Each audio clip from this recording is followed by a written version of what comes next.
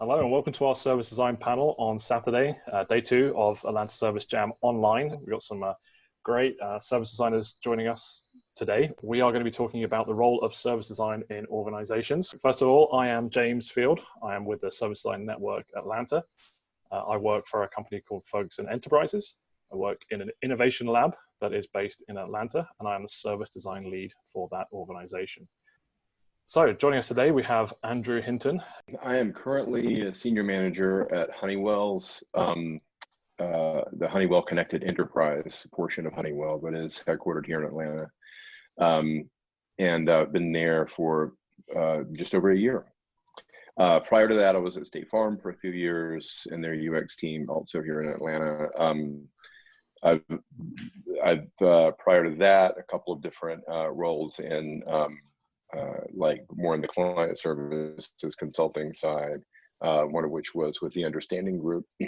Over my career, I've been doing this for, when I say this, I mean UX oriented information architecture, all those things since late 90s. And then some things before that that weren't full-time official profession type jobs, but sort of, doing those things while I was in grad school and things like that. And my career has been roughly half and half, internal and external. And as an external, when I have been doing consulting, it's pretty much all been with really large organizations. In my current role, I'm overseeing the design, strategy, and research team in our group, about 6 people. And next on our panel, we have Monica. Yeah, I'm gonna say my last name because I think you were scared of mispronouncing. I totally chickened out of that. You caught me, yeah. So my last name is Tisminesky, Monica Tisminesky. I've been a graphic designer for 15, 17 years, something like that.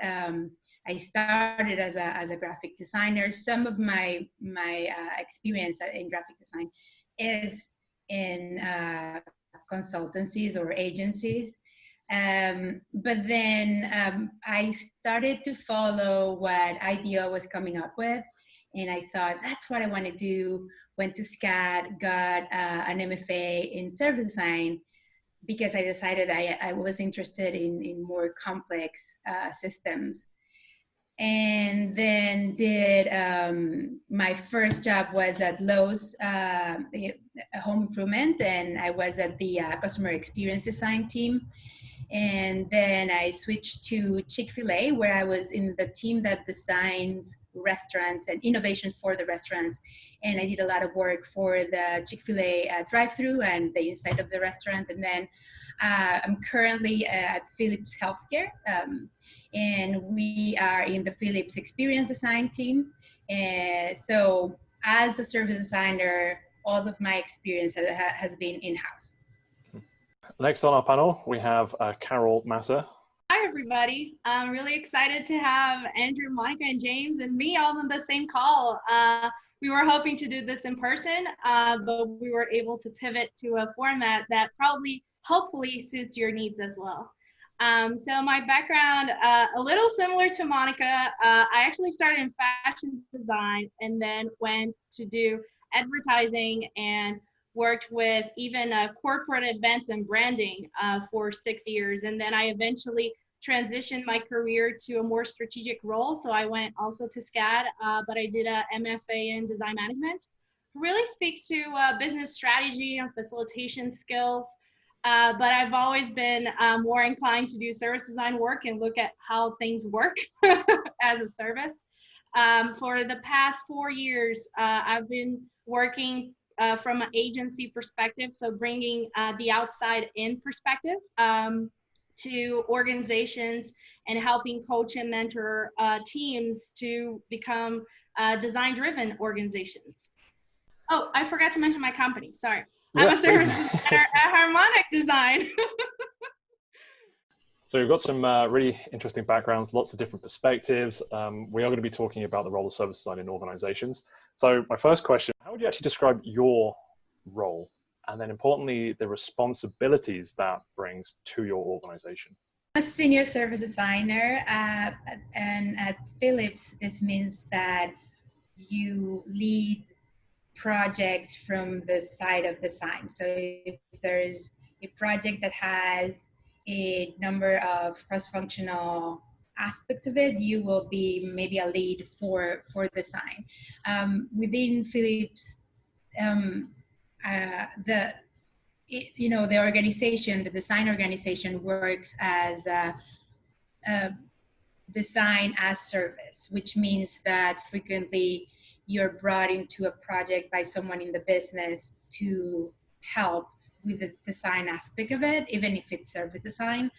And well, that means that, throughout my career, I've had different areas of service design that are highlighted because of the job or because of the role that you play within the company as a design org. And right now, I do whatever service design I usually do. I guess less prototype that I did at Chick-fil-A, where I did that, for many concepts, one after the other, or something like that. And I do less prototyping, less live prototyping, and I do more facilitation. That's frequently my role. And more facilitation, I do people research or design research, and do all of the different things. But I think there's more of the facilitation and a little bit less of the prototyping. That brings up some questions that I'll come back to in a minute, certainly around facilitating others in a project and then actually potentially executing, which is perhaps more linked to prototyping, which I would assume goes with testing. And then just one question I'd just like to pick you up on, Monica, is that you said you offer design as a service in Philips. So why do those stakeholders bring you in to their projects? Yeah, I mean, I would say that out of all the organizational designs that design takes within organizations, that's one of them. And I don't know that it's always the best way, because sometimes, it takes the form of like, now with service design, like, how whenever something is new or like a feature, you put it like at the end of the cereal box and it says new, less sugar or whatever. So in some cases, some business leaders, they don't know about service design, and they just don't necessarily know when to bring it to the project. And so we have business leads, like, so we have a business design partner. So my boss's boss is a design partner and they try to get the business organizations to engage more with design. So I mean, I'm sure if we did a chart, it would have drawbacks as well, minus and pluses. Uh-huh. But sometimes the problem is that it's not integrated as it could be. Okay. So that's a good challenge there, the integration of design. Right. Yeah, thanks for that. And I'm really interested in the design partner. That sounds like a great role. But right. I'd just like to bring in Andrew at this point and just see different perspectives. So, how would you describe your role and the responsibilities that brings to the organization? Yeah, so our organization is a pretty new organization within Honeywell's an old company, but the connected enterprise portion, I mean, it's its own sort of business unit. So it's like it's its own business. It's got its own CEO.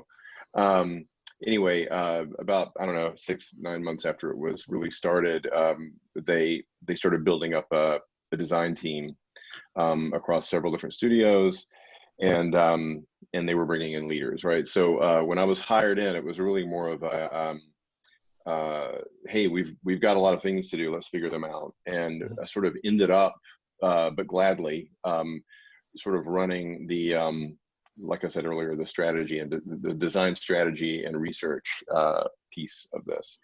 The thing is that a lot of the folks we hired, right, they came out of organizations that were a little less startup-y. This is sort of an internal startup within Honeywell.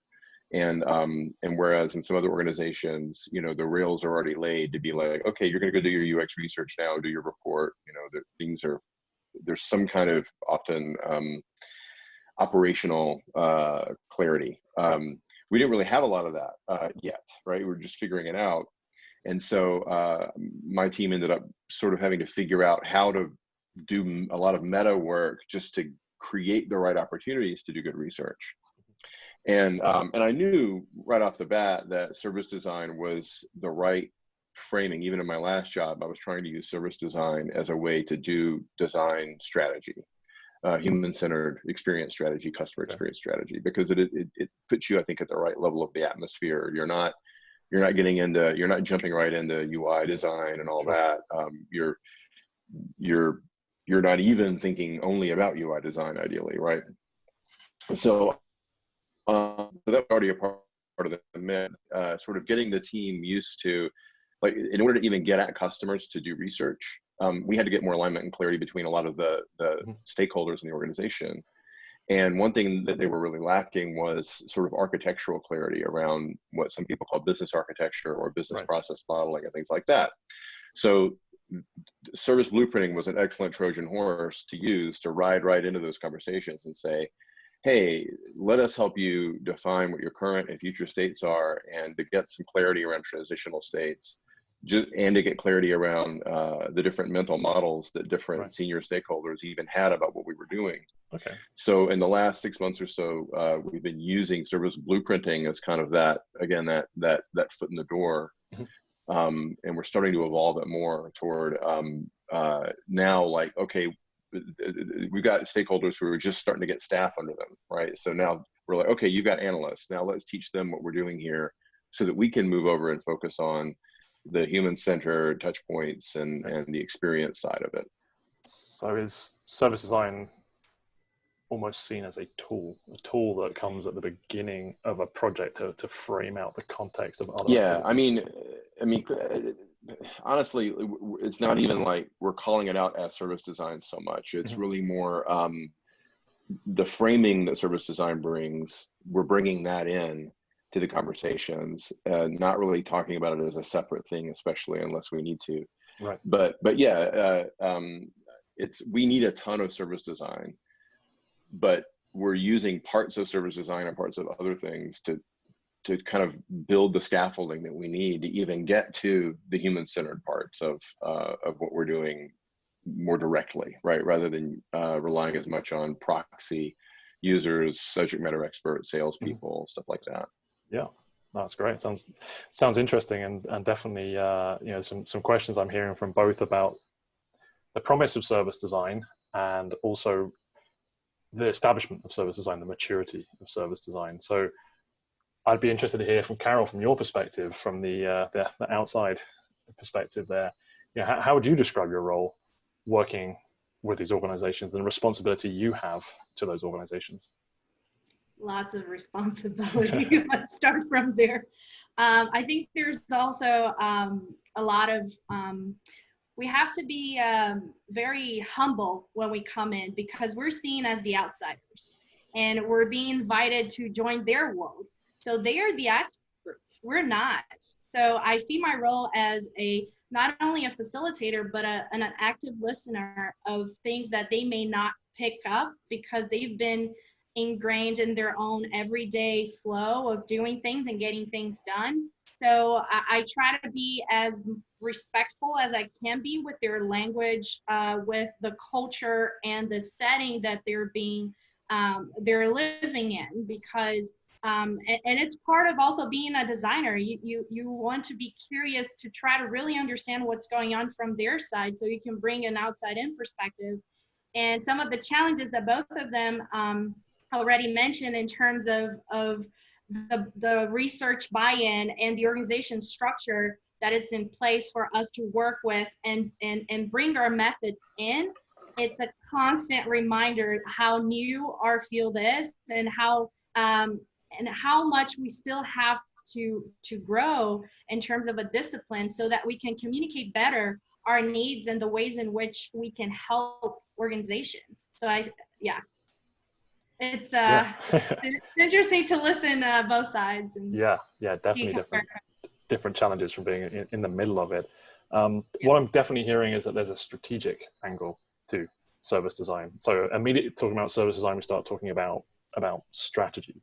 So can we just maybe clarify what we mean that strategic role is that service design plays? Anyone have a perspective on that? I'll throw something in there. I mean, to me, design strategy in general is it's where a very practical way of thinking of it. There's a number of ways, I guess, but one way is to say, like, what is the business strategy, and then where are the human-centered aspects of that, right? How do you make those good? How do you make those mature over time?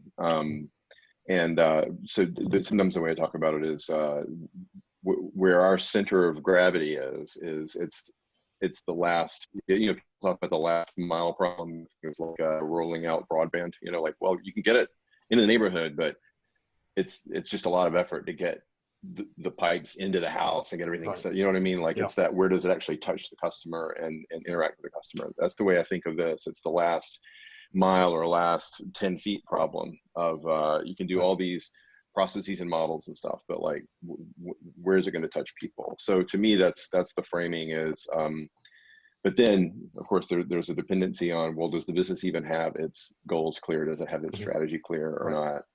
And that's a whole other can of worms, but yeah. So then question to the group then, so just to be clear, like service design and strategic design strategy, that isn't actually setting the strategy. It's just adding a human perspective into the strategy. I'll add, I should have added, I think it's a loop, right? I think it does inform the strategy. It's one element, right? So just like a company is an organism that's in an environment, and it is in a perception action loop with that environment, right? Design is one of the organs of perception that's a part of that and helping, okay? So over time, ideally, a design lens, a human-centered design lens, is a part of the cognition of that organization around what do we do next in that learning loop. That's how I see it. So Monica, how does that fit into we heard about the promise of service design, the newness of service design. How does that fit into like the expectations from your organization? Yeah, so at a higher level, I might have a different view of what design is, and how that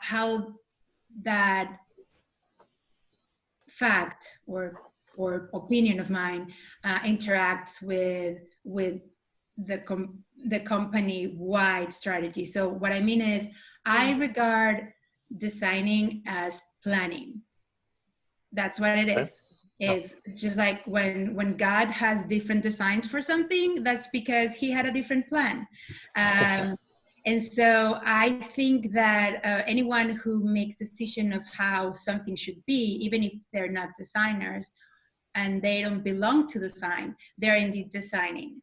So yeah, I'd agree with that. I think one of the problems of any design organization is that it's sometimes seen as like that thing that it's added. But the way I regard it is, designers have a set of tricks or a set of a set of like rules or these are tools and the activities. Tools, yeah, they have tools to make that behavior of the user of a service happen more reliably. So we might, as service designers, and we know ways to test it and iterate it on it, and in a way that we have accepted and adopted more effectively, I guess. But I think one of the things is whenever we say we're going to bring design as a strategic,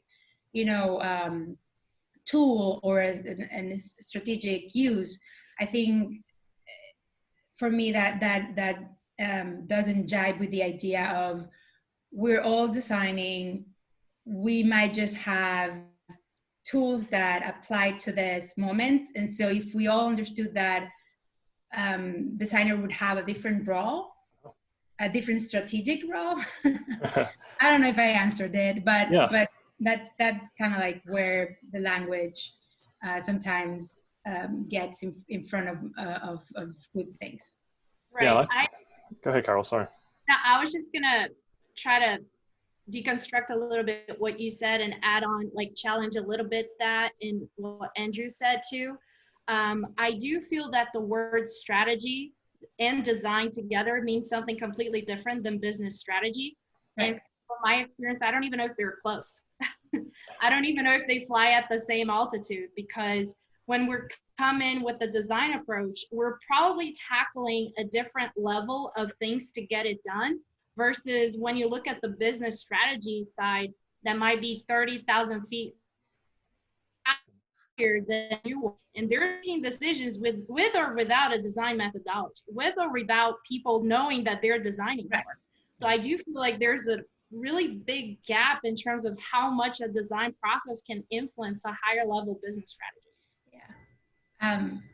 I've been recently very involved in working with the strategy team in trying to figure out strategy for our group, and I think they are designers as well. It's just that they are lacking the importance of the user, and we've been able to bring the importance of the user, the customer-centric view, and other tools to the conversation. And I just think this group is also a group of designers, is that they might be using, as you're saying, a higher level view of the company, whereas maybe service designers get more granular, but I also regard them as designers. I definitely agree. I think design has a huge role to play in strategy, but I think what we have to appreciate is that, like you said, there's different tools that the business partners are actually using, and they have different perspectives, and that's born out of different responsibilities. I think as designers, our responsibility is to the experience, is to the human, whereas we perhaps aren't going to stray so much into the financial responsibilities, legal responsibilities, supply chain. There's all these other responsibilities that I think service designers are uniquely positioned to touch on all of those, but it's not our main focus or responsibility to actually go in that direction. So, we add a different perspective to that decision-making process that can be valuable when those early kind of concepts of where we want to go as a business are happening. So then let's go to Andrew then. Andrew, do you have any kind of thoughts on the role design plays in strategy? So I guess one of the things that I like about service design is, again, it frames things in a systemic way. And in some flavors of it, I've been saying lately, like that the front stage, backstage, just drawing one line on a whiteboard and just starting a conversation around, let's be very concrete and very literal about this. What is the customer or user or whoever perceiving and experiencing and touching? And what do they not perceive, experience, and touch? And then what is going on that they don't perceive that's necessary for them to have the things that they need, right? And then as a part of that, over that line, there is an exchange of value. So this whole idea of value exchange, and at each moment of interaction between an individual or another organization for that matter, and an organization providing a service, who is getting what value out of each exchange, right? And that's where, to me, the ecosystem sort of lens that service design brings is so powerful. And that's why I said what I did too about business goals and business needs, is because, so let's say you're designing the moment I used to work at an insurance company. So somebody calls in with an auto claim, right? They've been in an accident, and they get somebody on the phone, and that person is the person who the phone system sends them to when there's an accident, auto accident. In order to make that be a good interaction and a good service experience, you've got to map out several layers, not just for the customer, but for the person on the phone, to understand, well, what are the pressures on that individual that drive their behavior in that moment, right? And what business processes were put in place and for what purpose? Because the company is putting that person in a position where you can go in and try to redesign their screen or redesign their script, but it's only going to go so far unless you're addressing what the business saw as a strategic or maybe tactical decision of, for example, creating a special process for claims handling with poorly trained employees, because they just think of them as human questionnaires at that stage in the process, right? Yeah. So I think it's that unpacking and that modeling and seeing where the dots connect. That's what's so powerful about it. It's the kind of work that some of us are trying to do as UX people for years, but when service design became more of a thing that we were realizing was a thing, we were like, okay, this is the right train to get on to get those conversations. So both as an external and as an internal, like that systemic way of dealing with experience, and getting outside of just moving the deck chairs around on the Titanic of the UI. That's what it helps for me. Yeah, I often feel that service design, when you frame it as service design, it's similar to other design processes. It just gives you license to shift the focus. Kind of is what I'm hearing a little bit from you there, Andrew, is that it gives you, if you're a UX designer, UI designer, and you're in your channel, this gives you the ability to actually kind of go to that next level of why. You know, in design, we often ask the why. You keep going back up, and that's kind of what we get to do as service designers. Is certainly how I feel it, is that we get to go like, well, why are we designing this website or this moment that you mentioned? So we've heard that service design talks a lot about strategy. It talks about facilitating, teaching. You know, we have a role to play in advocating for the user and giving context to some of the individual design decisions made in the channels. In practicality, what are the greatest challenges that you will face in actually practicing service design? Yeah, I can go first. Yeah, please do, Monica. So I think a lot of my work is challenging to a good degree, to the degree that makes it interesting and fascinating.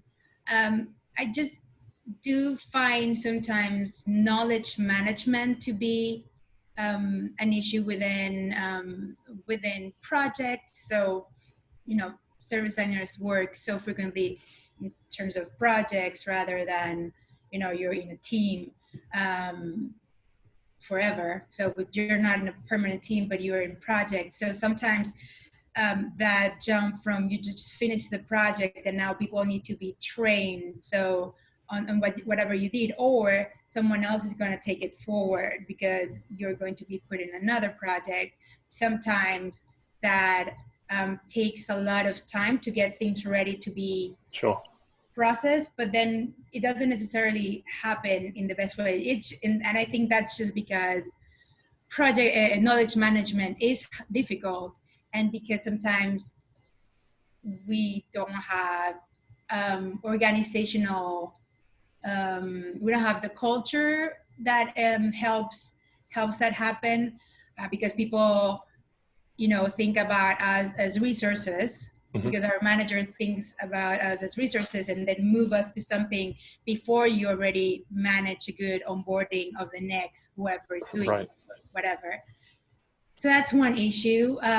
Implementing service design, that section is always also difficult. It's a big theme, isn't it? Implementing service design. You know, are we up front and thinking about things, or are we actually down the other end and actually grinding through that? And it's very easy to have whatever initially was the idea or initially was the design to be to lose some of its virtue or of some of its good because other people are doing that. So I always fight to try to get as far into the implementation as possible as a service designer. Okay, that's interesting. Yeah. So let me just pick you up on that then, Monica, as a topic for everyone here.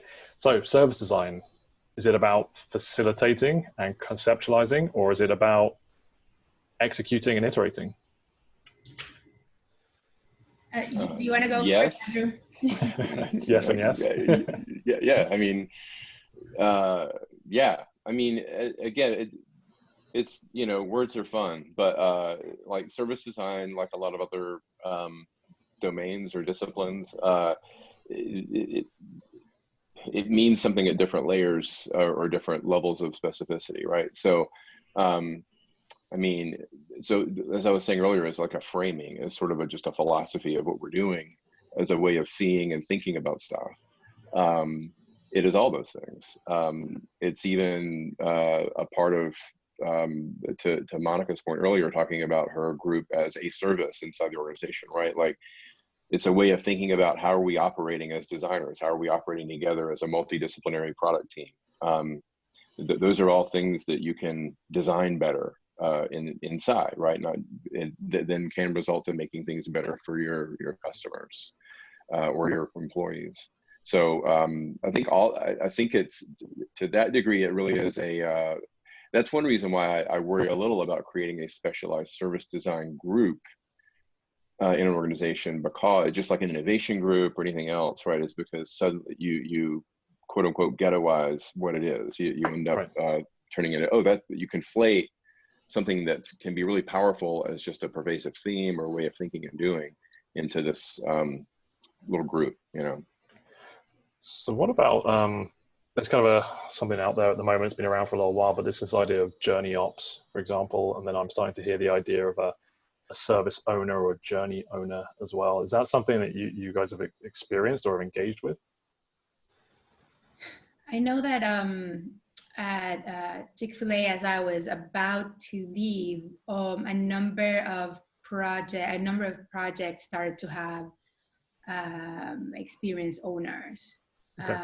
A number of I don't know, the app, a number of channels starting to have, by channel having started to have an owner.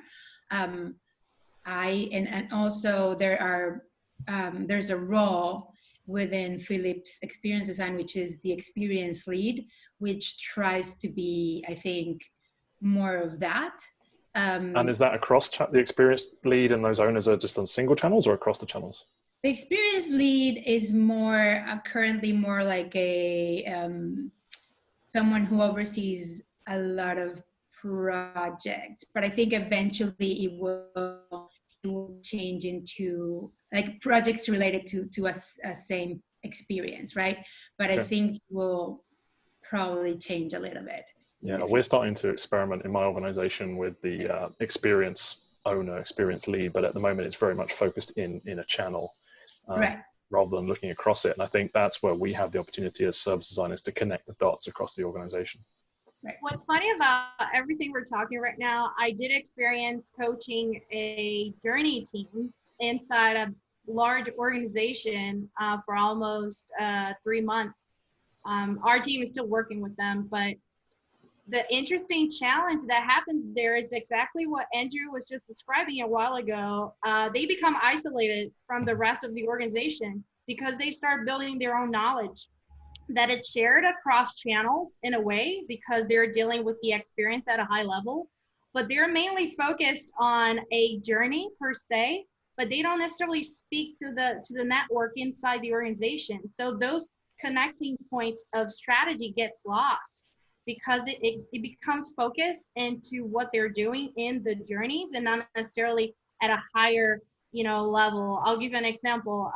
The journeys don't talk about change management across the organization internally. It's very customer driven.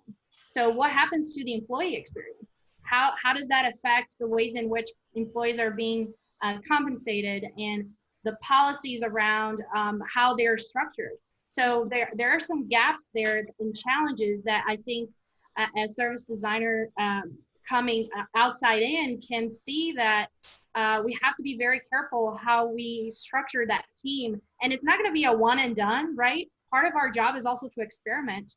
But with business, it gets tricky because there are a lot that's been invested on. You know, I know that the project that I'm talking about, that was a huge lift from the CIO. And that was a lot of money and resources that were put into that. So I wonder sometimes if that experimentation, instead of saying, yeah, let's just transition to the next new thing, like design thinking or Six Sigma, versus let's really try to understand how we can adapt ourselves and scale that in a more inclusive way. Mm-hmm. Yeah, so others, are we facing, well, what, let's maybe focus it back in on the practical now. You know, we've heard about some of the challenges, some of the roles, responsibilities of a service designer. So what, for those who are kind of new to service design or looking to practice or bring it to their organization, what do you need as an individual to succeed in service design, bringing service design, advocating, and actually practicing service design? What do you need as an individual to do that? It's tricky because it's almost like the chicken and the egg kind of dilemma, because you as a new service designer, you don't know yet how to speak to the organization culture and language, because you've just been immersed yourself into a different kind of world.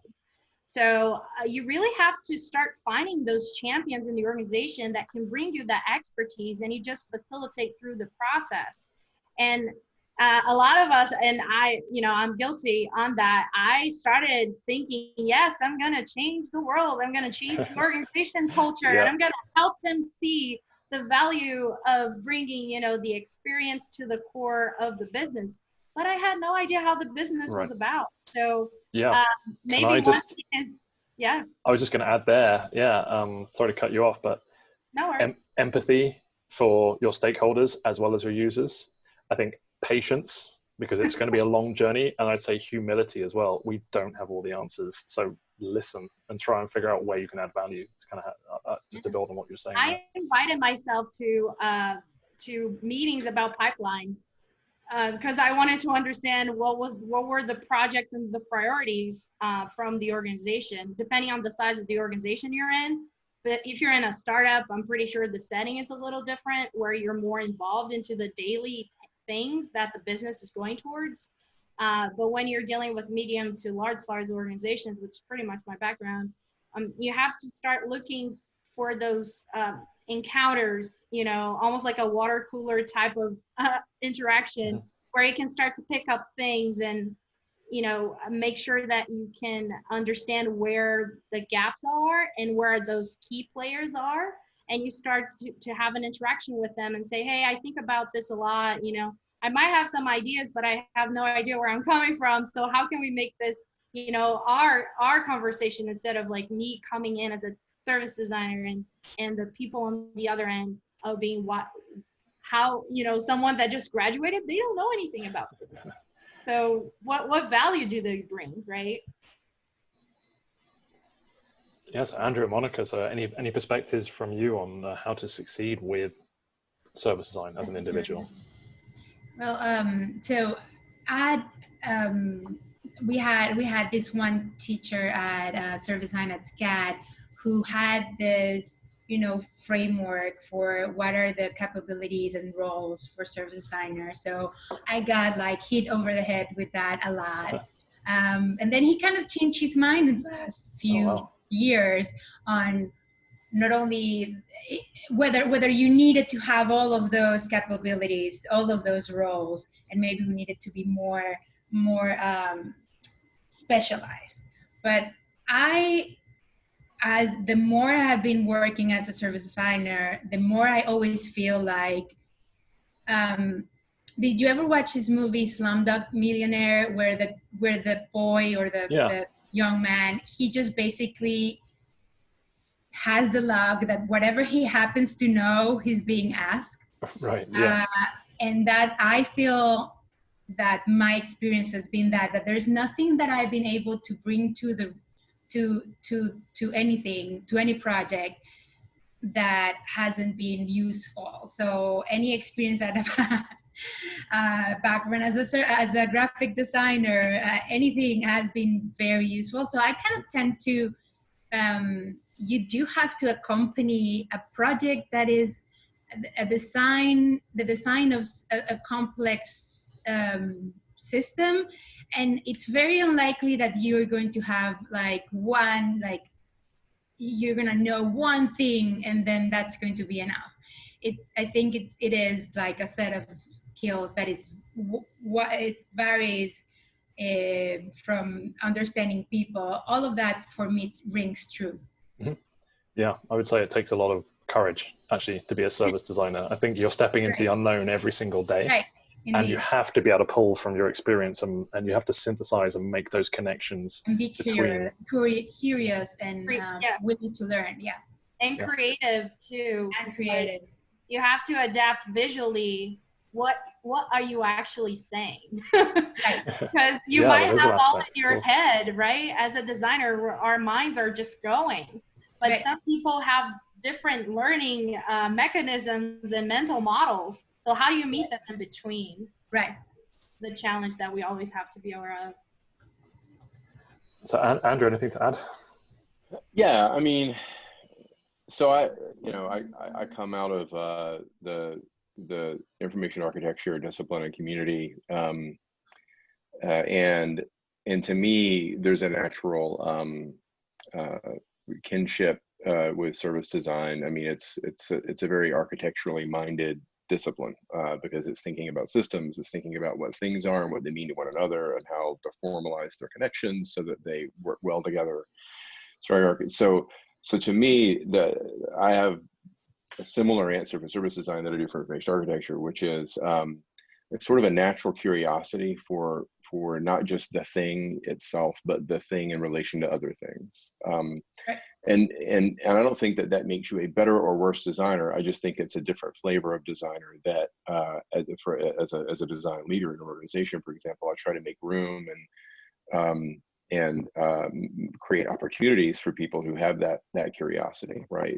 Who have a frustration with, why was I given the screen to work on, or why this versus this? You know, what does it fit in? What does it relate to? And when I see people doing that, I'm like, okay, let's point you at stuff. Let's make some opportunities for you to work on that, rather than just spinning in frustration on figuring out where the Dropbox, or the drop-down list ought to go. I mean, there's incredible complexity in the minutia of figuring out screens or figuring out specific touch points too, right? And that's important design work as well. But that's a sort of a DNA type almost thing, and I think anybody's capable of that, right? Yeah, I'd agree with that. Yeah. Yeah. But some people are just noisier about it than others. So I think that's one thing. Another thing to me is having an appetite for pushing your way through boundaries and doors and conversations that an organization doesn't necessarily expect you to be in. Right. And that's not the most comfortable, happy part of my job, to be honest. As a consultant, It's easier because you're being hired to come in there and throw some elbows, but when you're hired internally, it's harder to do. But that's important too, because it's hard to do your job unless you can get into conversations in parts of the organization where they're all assuming, well, design's not here, or we're doing other stuff.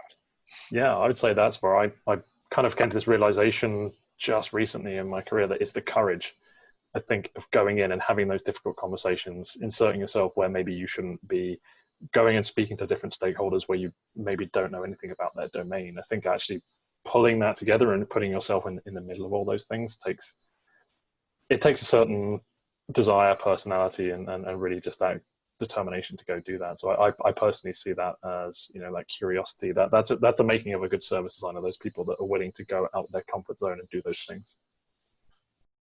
Yeah, we'll leave it there. So I really enjoyed the conversation. Thank you very much to all of you for joining, and we look forward to having a chat with you on the day of as well. So unless you have any final parting words of wisdom, I would say we can save those up for when we next get together.